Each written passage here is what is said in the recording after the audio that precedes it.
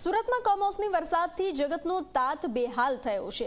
ખુલ્લામાં રાખેલા પાક પર પાણી ફરી વળ્યું છે। ઓલપાડ તાલુકામાં ડાંગર પકવતા ખેડૂતોની હાલત કફોડી બની છે।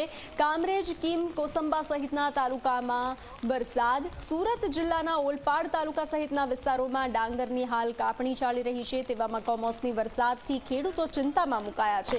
જોઈ શકાય છે કે ખુલ્લામાં રાખેલા પાક પર વરસાદી પાણી ફરી વળ્યું છે, ત્યારે હવે ખેડૂતોને મુશ્કેલી વેઠવાનો વારો આવ્યો છે। ખેડૂતો મુશ્કેલીમાં મુકાયા છે।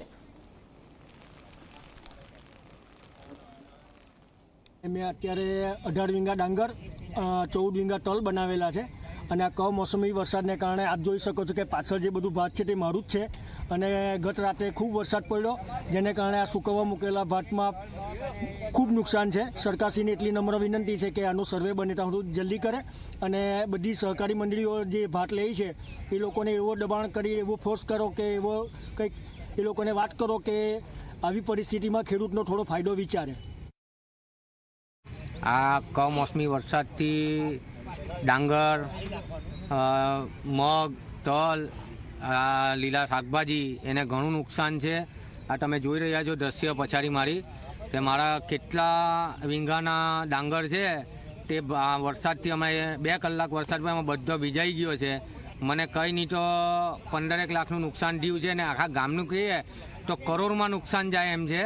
કેમ કે અત્યારે હવે આ ડાંગર એમે કોઈ લેવા તૈયાર મિલવાળો કે કોઈ બી સહકારી મંડળીવાળા લેવા તૈયાર નહીં।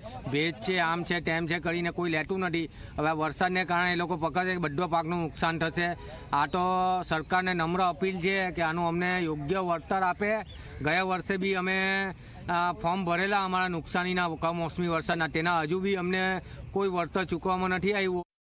જે ખેડૂત છે તે જણાવી રહ્યા છે ખૂબ જ દયનીય પરિસ્થિતિમાં હાલ ખેડૂતો મુકાઈ ગયા છે। ત્યારે બિલકુલથી જે ડાંગર પકવવા માટેનો જે ખર્ચ કરવામાં આવ્યો હતો તે પણ માથે પડે તેવી પરિસ્થિતિનું નિર્માણ થયું છે। કારણ કે 2 નહીં પરંતુ 3 વખતથી 4 વખત સુધીની મજૂરી કરાવવી પડી રહી છે।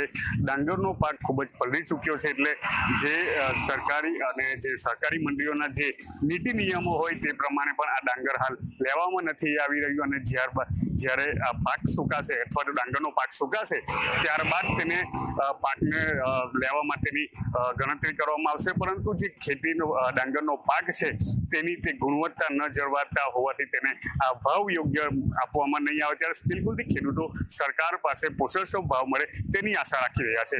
સંદીપ વસાવા, ઝી મીડિયા, ઓલપાડ, સુરત।